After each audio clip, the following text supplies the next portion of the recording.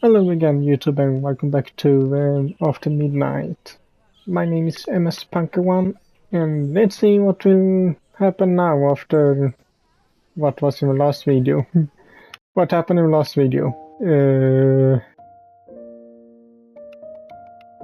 I actually don't. That's right, yeah. Last video we followed or shadowed Evelyn on order from her father. And when we did, we saw that she was actually attacked by a ghoul when she, for some reason, were outside of the city walls. And then we had to come up with a convincing story about why we were there too. And things led to other things. So now, what happens now? A few days later, Cynthia spots MC leaning against the wall of a building and gazing intensely at Evelyn. Uh-huh. You jealous? Oh, hey Cynthia. How's it going?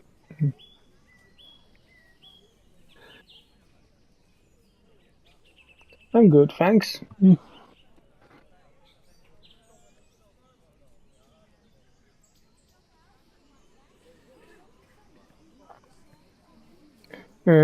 No, Cynthia. Wait.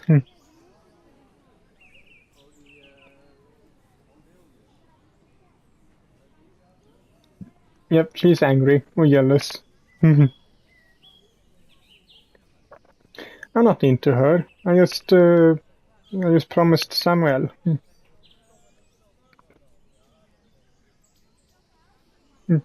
MC stops mid-sentence, realizing she isn't supposed to say anything to anyone.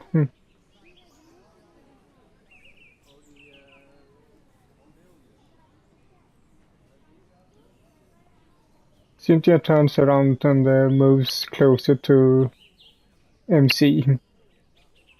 A smirk on her face. You weren't supposed to know. Please swear to me that you won't tell anybody.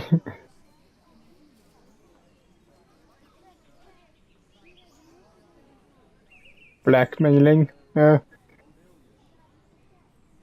My friendship?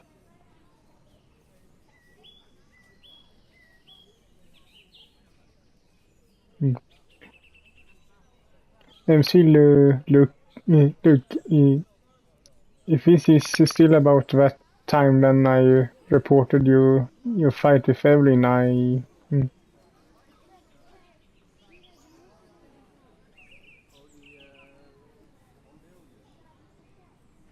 Oh, I see.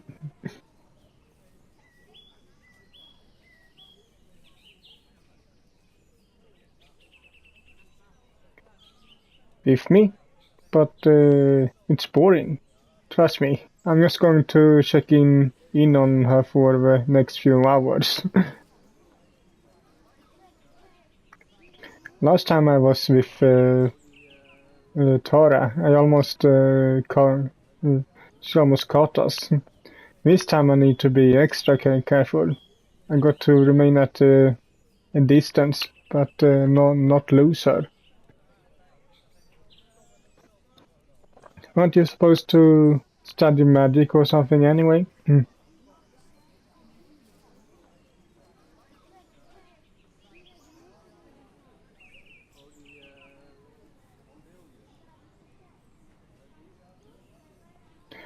Wait, where did she go? Cynthia?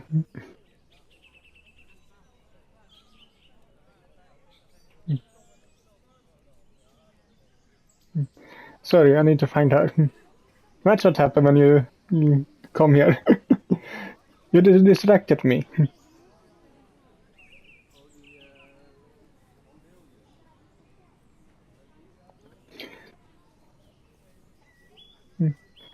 MC has already started running with Cynthia following after her.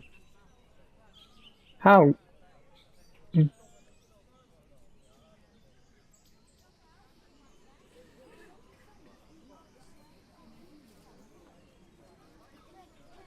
Alright, do it.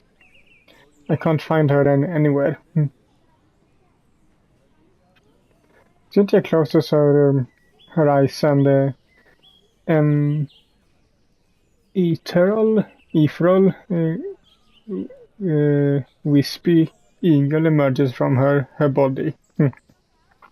Ethereal is like almost like a ghost or more her soul in a way, I guess. It soars straight into the sky. Only a few moments later she opens her eyes. There is a clear knowing look in them.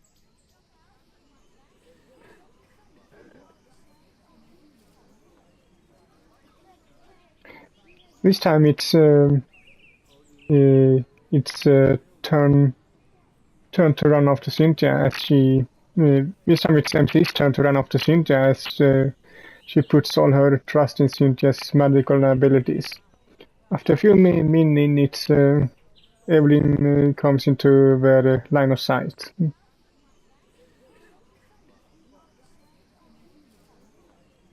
The old market district. It's deserted at this time of the day, especially after what's been happening in town lately. I don't understand why would she want to come here?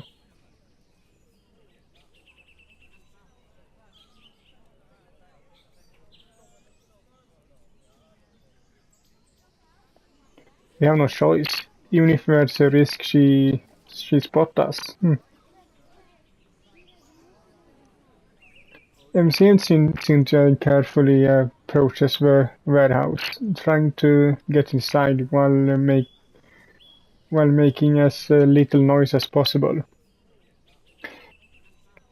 I guess Cynthia can't use some kind of invisibility magic or maybe some kind of camouflage, like she make us look like somebody else.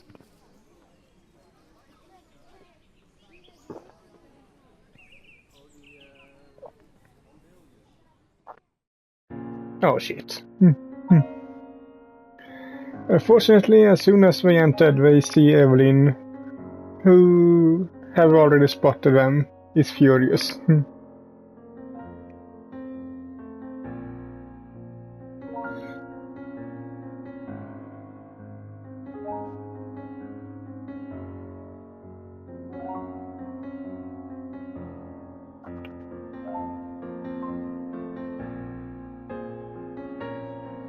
Evelyn puts both her hands up as if wanting to cast a spell on Cynthia, but soon becomes obvious that. But soon it becomes obvious that Evelyn has simply reached the peak of her exception or something.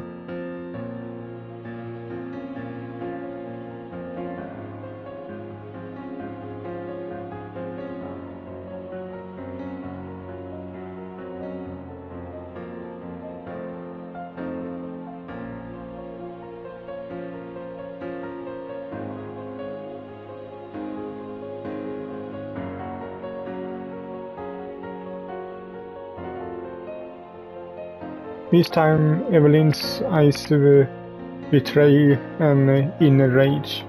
Her hands begin to form flames and she had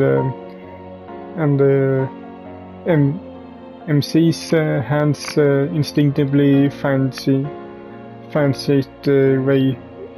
way to her sword.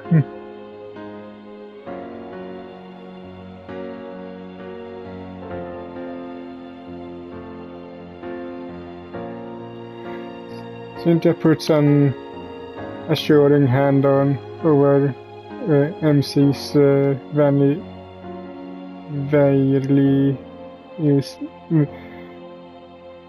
barely, stepping closer to Evelyn.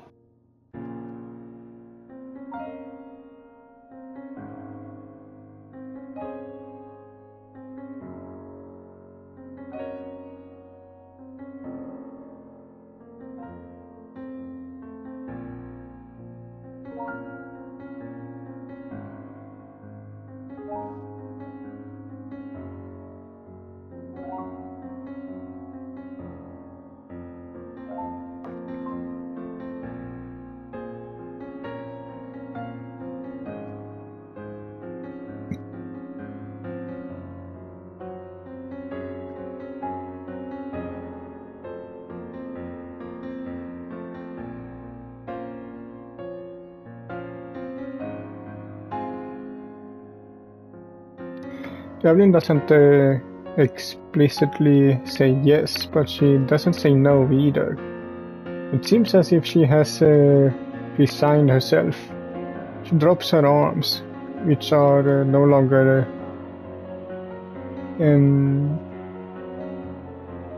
inclined and singed by flames. Sorry if I'm saying that word wrong, but can't really pronounce it.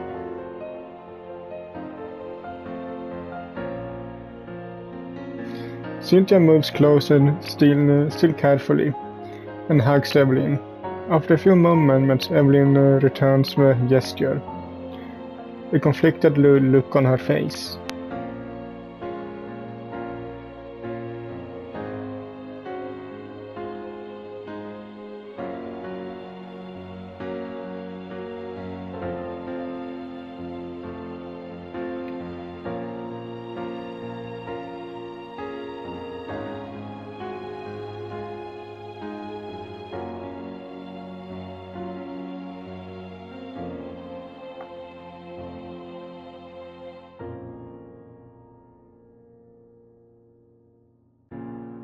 And meanwhile, our character AMC is standing there. So, no, I'm here too, you know.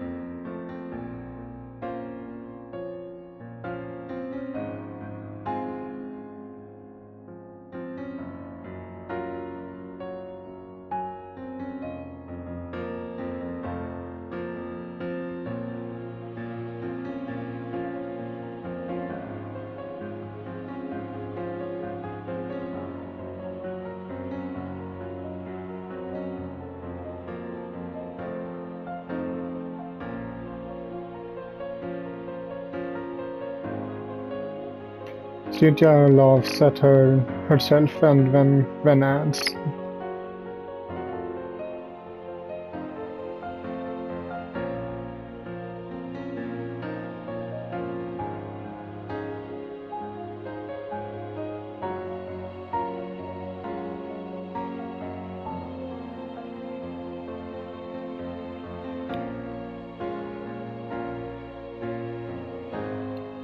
"That is true. I can assure you, once you're here, you usually don't go back."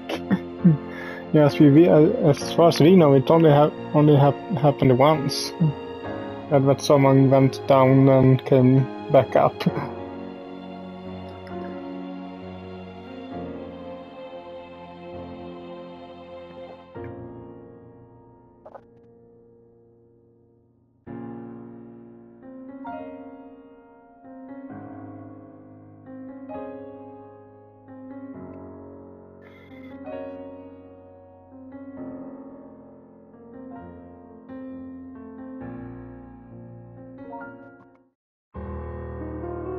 Mm?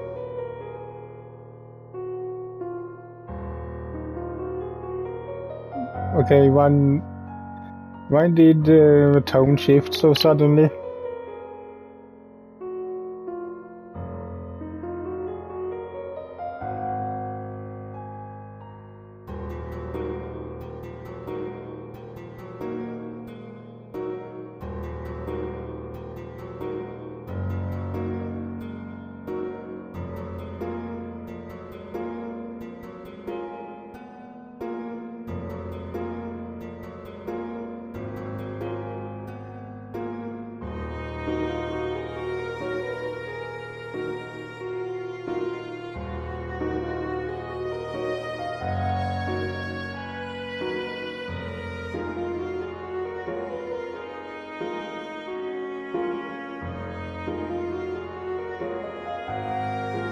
Well, I can see her point when it comes to her father, actually, but something's up there. I'm sure we have heard his side of that story, but I actually think there's something more there.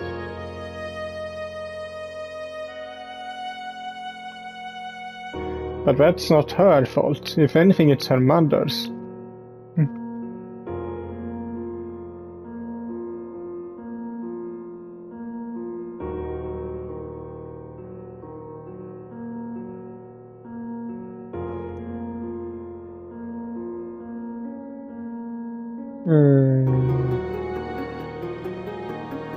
Yeah, I think we better go.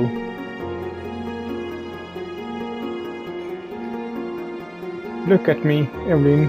We leave you now.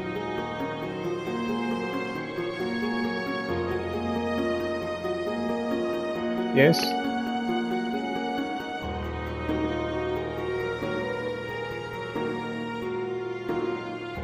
I know. Samuel told me to watch you, Evelyn.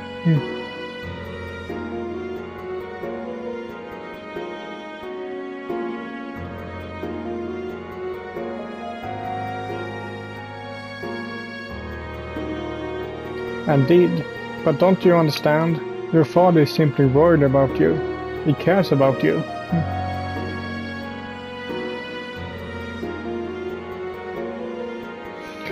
Well,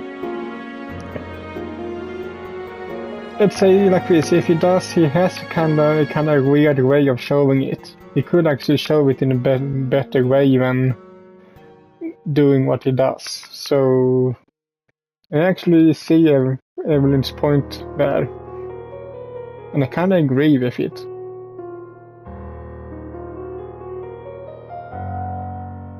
How can you say that? Why he would want me to make sure you're okay otherwise?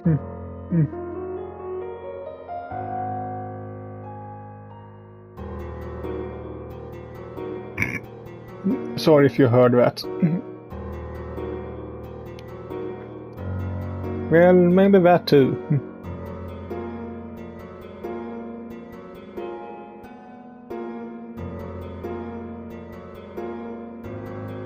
And you will be, if you promise me that you will be careful.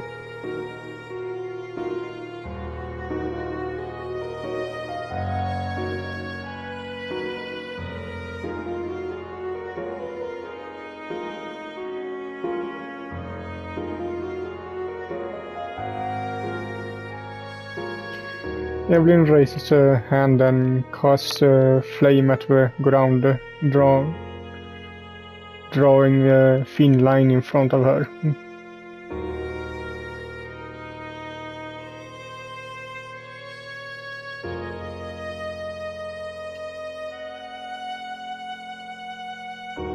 As you wish.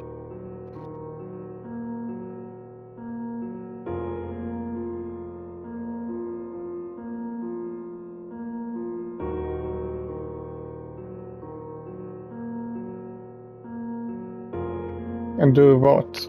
Something that your father really will hear about? Of course, we won't tell him anything. So relax. We're friends. We're not your enemies.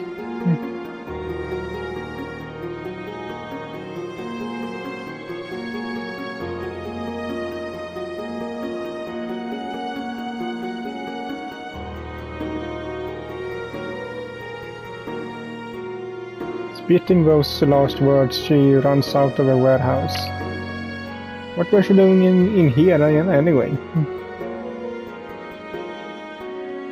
Damn. Did I do the right thing?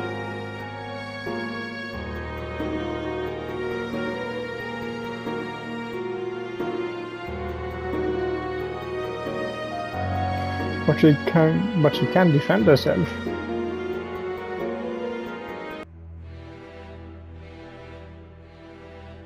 Yeah, that one is at the bottom anyway.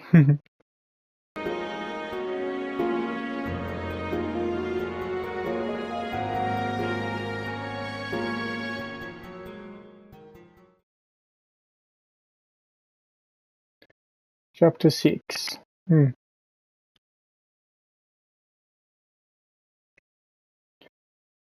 There's been several days since Evelyn last saw Buhog. The first time when she was looking for Buhog, and Tara and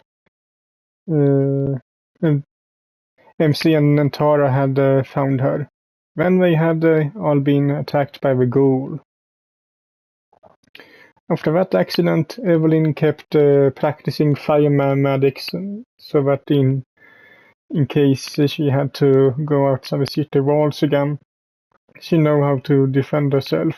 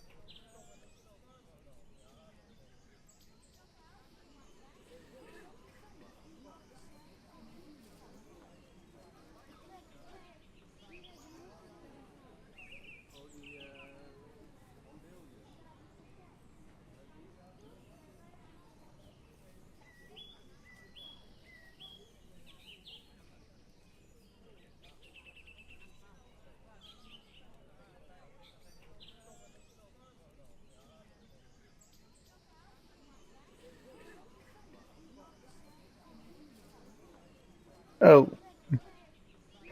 Evelyn stops in front of the west gate and hides herself behind a house. It gives her just enough cover to cast her first ever invisibility spell. It takes a few attempts before the spell stabilizes, but it does work. But first time only certain things got invisible, if you know what I mean.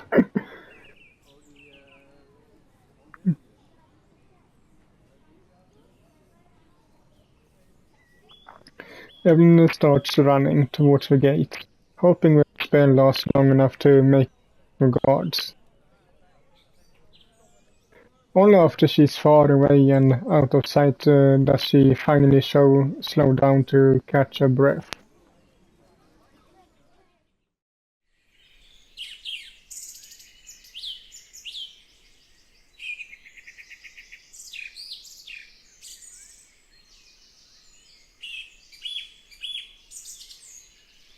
As soon as she's visible again, Evelyn sees Buhog right in front of her.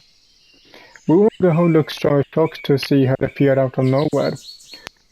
She smiles at him reassuringly, trying to calm him down.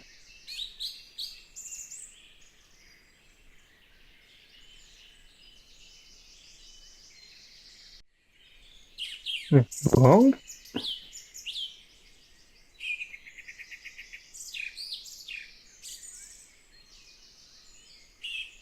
Buhog doesn't reply and instead starts running so fast that Evelyn loses him.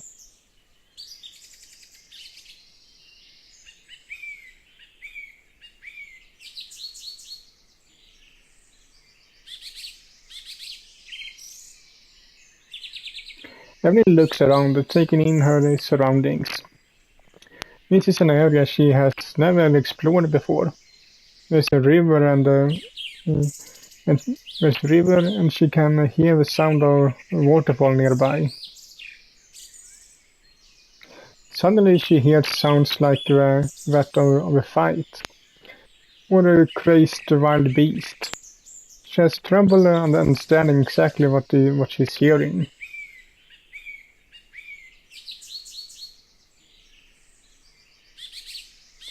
She starts running towards the source of the noise. Her heart's beating hard against her chest.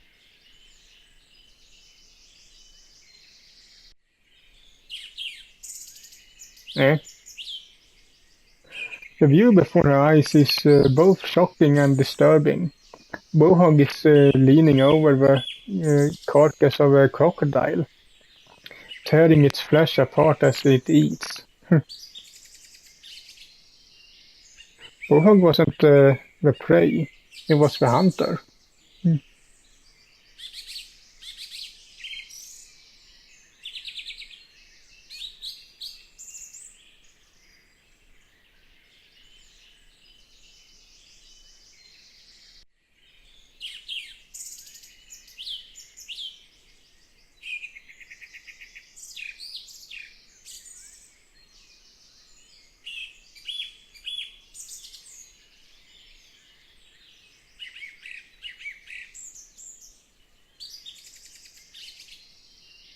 Bohog continues to eat, but Evelyn's disgust doesn't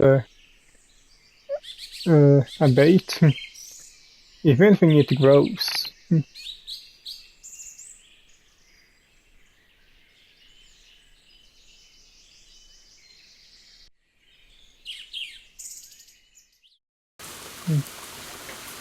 Evelyn goes down the hill towards a peaceful, beautiful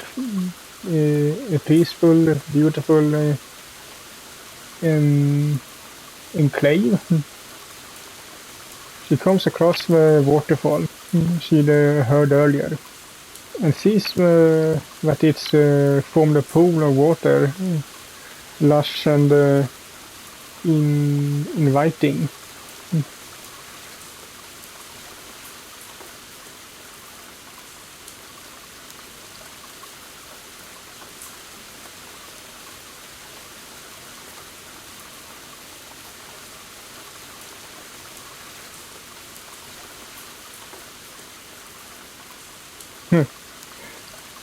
Well, that's a nice picture. And of course the game is in a way censoring it.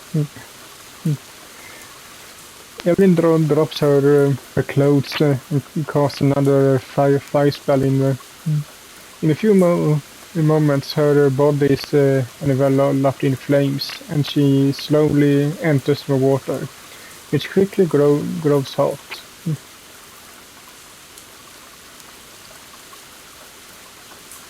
And what if Bohog comes now?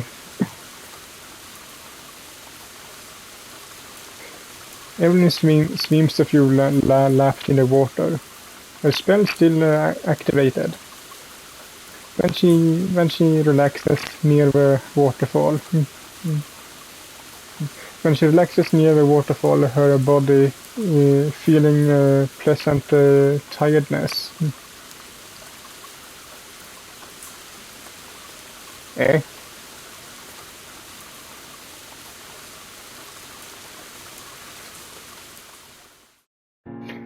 Evelyn quickly gets her underwear and looks around scared. Well, looks like there are more than that on you, but okay.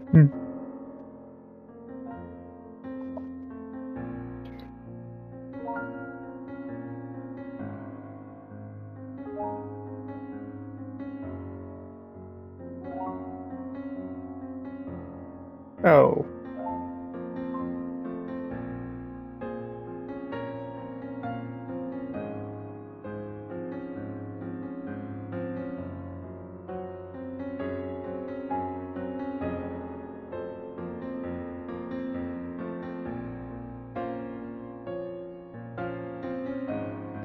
Evelyn does as her father says, and then makes her way up a hill again, praying hard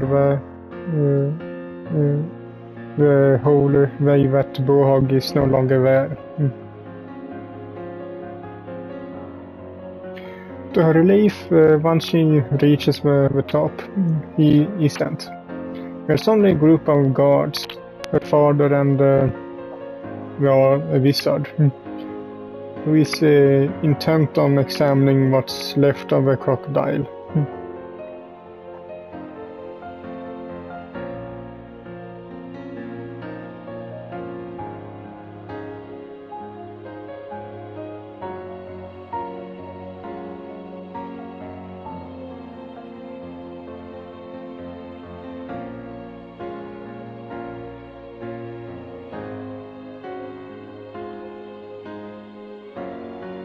Well, swimming, couldn't you see that?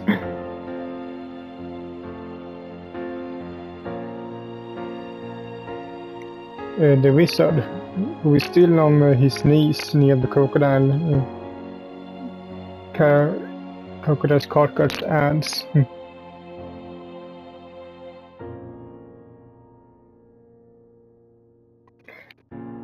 Evelyn opens her mouth, but then stops. What is she supposed to say? She can't talk about Bohog. They hunt him down. She can't allow that. Not now, when he's finally free.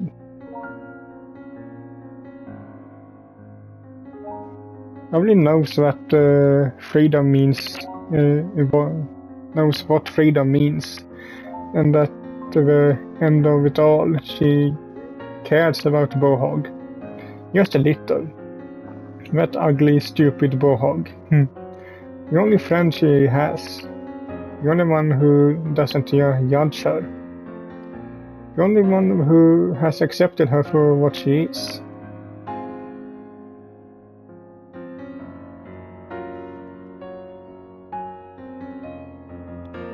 Evelyn thinks she's doing her father a favor too. He looked pretty worried when he found out Bohog had escaped. But Bohog is safe now, away from the town. No one has to know.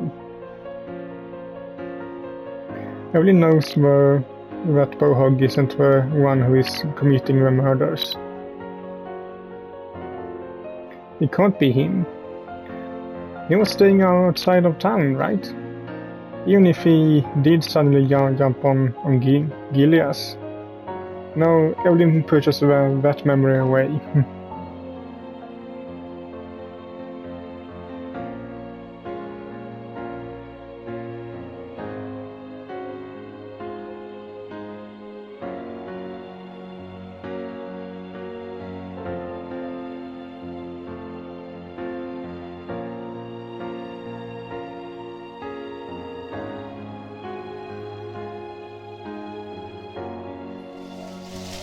The wizard starts casting a spell and Evelyn feels different.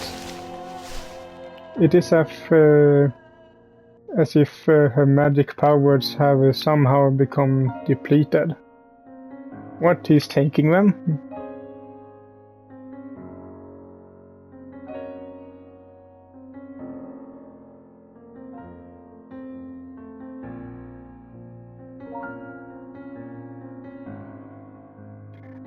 Normally, such a compliment from him would make her blush, but now all she can think about is how she no longer has her magic.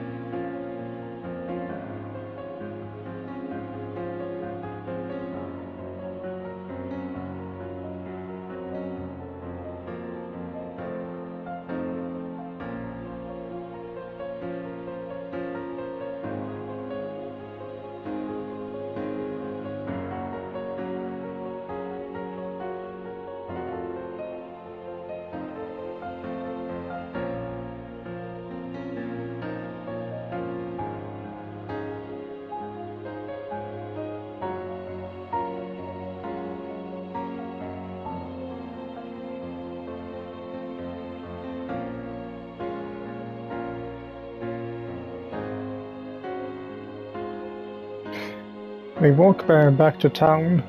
Evelyn stays silent the whole time, but her anger is rising inside her, like never before. Hmm.